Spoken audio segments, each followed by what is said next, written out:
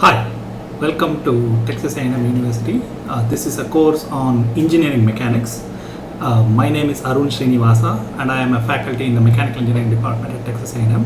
And what this course is about is the application of physics, especially mechanics, to engineering problems, especially related to structural design, safety and performance. Thanks. Okay, so before we go, I want to talk to you a little bit about how to learn from all these tutorials, okay? And this is based on what I think works, and you may have a different style, but I'll tell you what I think would work for you. The first thing is to keep a notebook for this class, a pen and a calculator beside you. This is important so that you can write things and you can follow along. There's no point in just listening to me. You know, the classic example is that you cannot build muscles by watching an exercise video.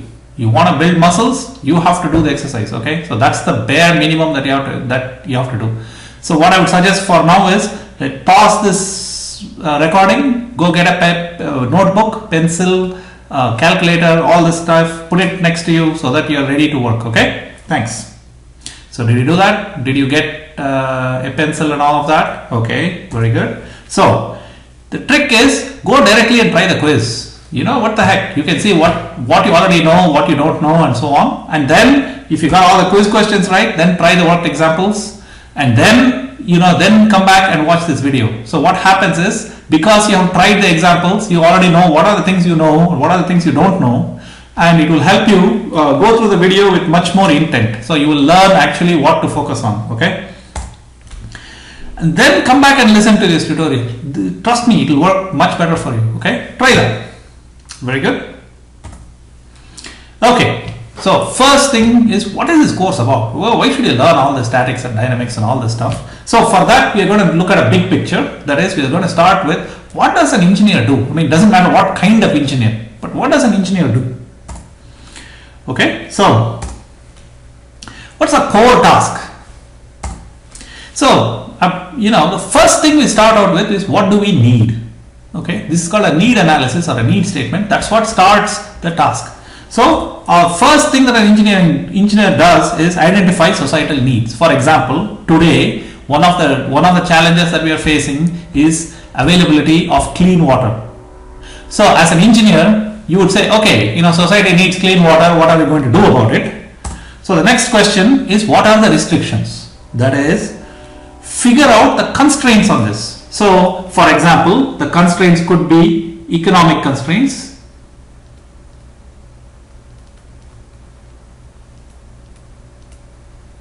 Economic constraints means, how much money you have and so on and so forth. Then it could be resource constraints.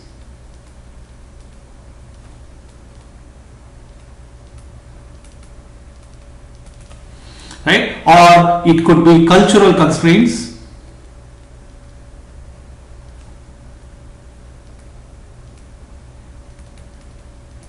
Any of these things, okay? So I want you to understand that this is something that you have to account for as an engineer. Then you have to think about, how do we carry out this task? For this, you have to find a product or product process that addresses this need while satisfying the constraint. So you have identified the need, you know the constraint, so now it's up to engineers to find out products or processes to satisfy this thing. In order to do this, you have to use your knowledge of physics, mathematics, experimentation, correlations, experience, all kinds of things to figure this out, okay? So this is the core task of an engineer. Very good. So how do you do this? So for example, one of the critical elements of all the things that we do have to do with public safety. So I'm going to show you, for example, with this particular video, you can see that this is a very simple example of a particular device. This device is a wheelchair lift. This is to get a person in a wheelchair into the bus. So you can see it has several features. One is, you can see the grid here. You can see the what is that? Sorry, let me get back. So you can see the grid. You can see the piston that opens this thing out, and then you can see the lip here. The lip is to make sure that if the wheelchair is sitting here, there's no problem, and then so that they don't fall off, and then the lip has to open up so that the wheelchair can get in. You can see that the lip will open up shortly. Okay, so you can see a lot of issues that have to do with safety. Okay, so why is it moving so slowly? Is it obvious to you that it has to move slowly in order for you to ensure that it's safe? You know, you don't want to launch the person in the wheelchair, you just have to take them in. So let's look at this from what we talked about, what are the core tasks of the engineer. So what's the societal need? It's the ability to get a person in a wheelchair into a bus so that they can go to school. Okay. Now, what are the constraints? Look, from the bus manufacturer's point of view, they don't want something that's really expensive, and they want something that's reasonably light. And one of the biggest constraints is it has to be safe, right? So that's why it moves so slowly, and it has to be operatable by somebody who is not right next to this thing, so that there's easy access and so on. Okay. Then this particular device is an example. So our aim is to meet performance requirements while meeting safety standards. So that's a very critical idea, and the key element is structural safety. Design should be able to withstand and transmit the required forces and motions without damaging people or surroundings. We will come back again and again to this issue of structural safety. That thing, okay? And the whole idea is about forces and motions. So we'll see how that plays a role. Now comes the question of, okay, fine, you have to design all of this. So where does science come in? So the idea is the following. Real world requirements are very fuzzy. You know, people have lots of different things, and everything is connected to everything else. For example, the wheelchair lift has to be connected to the bus, which is connected to the ground, which is connected to all kinds of things. So it's very hard for you to figure out what system are we designing. There are lots of complicated things that can happen. There are unclear and subjective criteria. Okay, there are decisions that have to be made, and there is heavy utilization of verbal communication. So verbal is very important. That's one of the things that create problems, because people don't exactly mean what they say. So this is a complicated thing. Okay.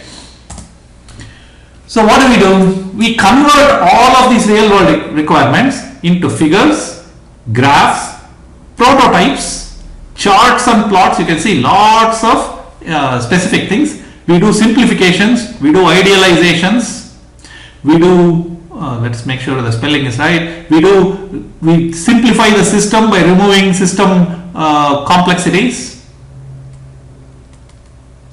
right? We do models, we do diagnostics, we do inferences. All of them sit in the interface world.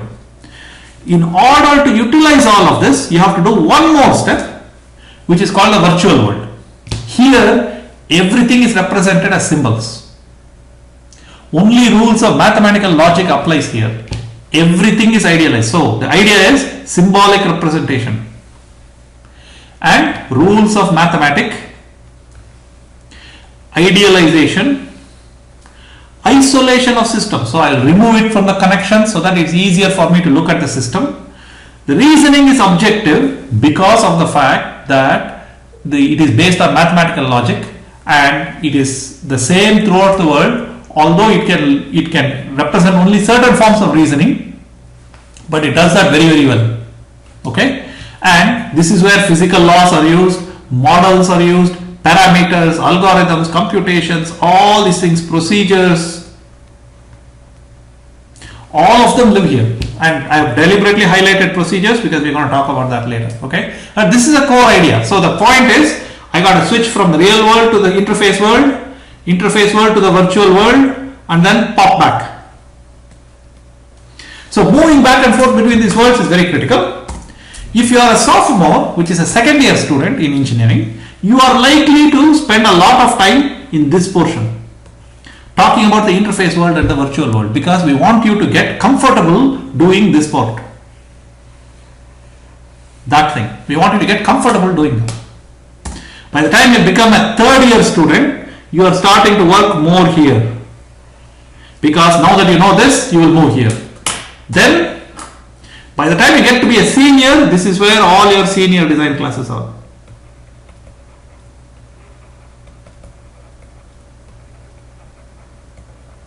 All of them sit here. Okay, so you get the idea. Okay, so what's the high level thinking skill that we learn in this class? It is moving between the worlds. How do you move from one of these words to the other, and quantitative decision making, which means you have to realize that the reason why we do an engineering calculation is to make an informed decision. So every number that you calculate has a decision behind it. So converting numbers into decisions is a very key aspect of engineering. Okay, so converting real to virtual world and virtual to real, we will just do some simple examples. So that's the idea, and the core idea is how to convert verbal, which is the real world example, into virtual world, that is symbolic. Converting verbal to symbolic is a very critical thing, and using the tools of science, mathematics and logic to reason in the virtual world. This is what we are going to learn. And translating results in the virtual world into decisions in the real world. So this connection is very important, taking results and converting into decisions, because that's the purpose of calculations. So I want you to understand, it's not just to see whether the answer is correct in the back of the book. That's what happens, no? But in reality, it is to take that number and make a decision. Okay? Before we go, we're going to talk a little bit about levels at which we are expecting you to work. So this is represented by what is called Bloom's taxonomy. You can see it says knowledge, to remember things, to describe or explain things, apply, analyze, evaluate, create, all of them are here.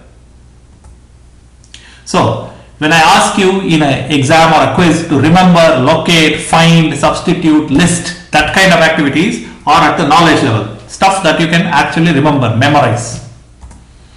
Okay, understand means, can you interpret it?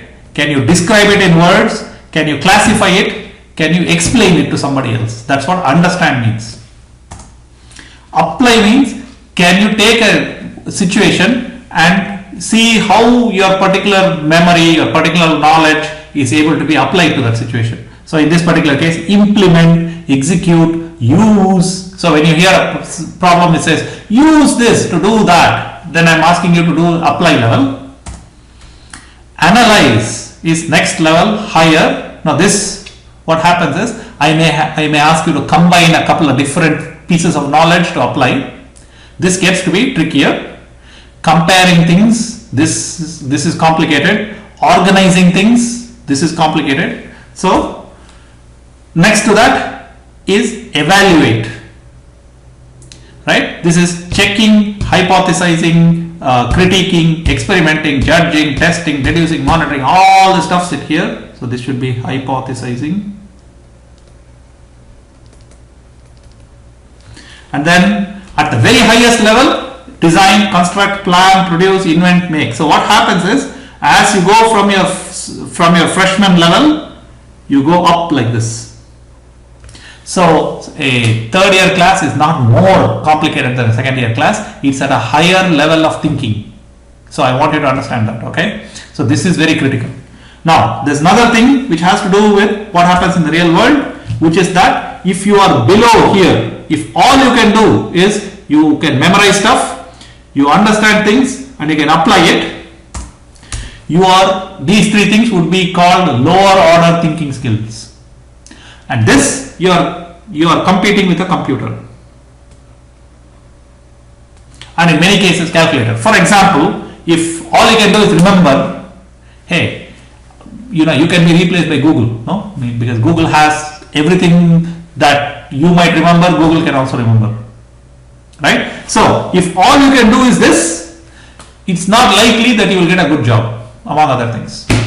What do you need to be able to do? You need to be able to be the hot stuff, higher order thinking skills, which means you should be able to analyze, evaluate and create. If you cannot do these three things, analyze, evaluate, create, those three things are very important. Okay. So just to get you an idea, I've drawn a little iceberg. All the stuff below the waterline is not something for which you can get a job. If that's all you can do, there is no point. Okay, so I want you to remember this. The other thing to remember is you cannot do the top part without knowing the bottom part. This is necessary but not sufficient. So this is necessary but not enough. And this one requires the base. So I want you to understand that. Okay, very good. So now coming back to statics and dynamics. So up to now we have been talking very broadly, right? So now we are going to look at something very specific. So what is statics and dynamics and where does it fit in? So the fundamental idea is that it is the start of a sequence of courses designed to answer the following question: how to design objects that have controlled and predictable motion. So it has to have two things. First is I should be able to make it go where I want it to go. That's controlled motion. The second thing is if I repeat it, it should do the same thing. That's predictable motion.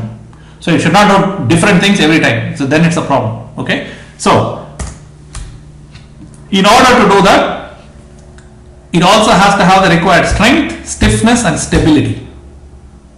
Okay. So that it can protect the people and things like that. So it is performance plus structural safety. That's what statics and dynamics, engineering mechanics, all of them, that's what they're about. In summary, the aim of engineering is to identify societal needs and constraints and find ways to address them. That's the top level. We need to be able to translate real world information into symbolic representations and vice versa. That's the skill you are trying to learn. Engineering mechanics deals with the transmission of forces and motion. So you translating real world information about forces and motion into symbolic representations and converting the symbolic representations to things in the real world is what statics and dynamics is about. Okay, and the key idea is that if you want to have something that is structurally safe, it has to have three properties. It has to have strength, it has to have stiffness, and it has to have stability. Now, whether it should be very stiff or not so very stiff depends upon the situation, but these are the three properties that you have to worry about.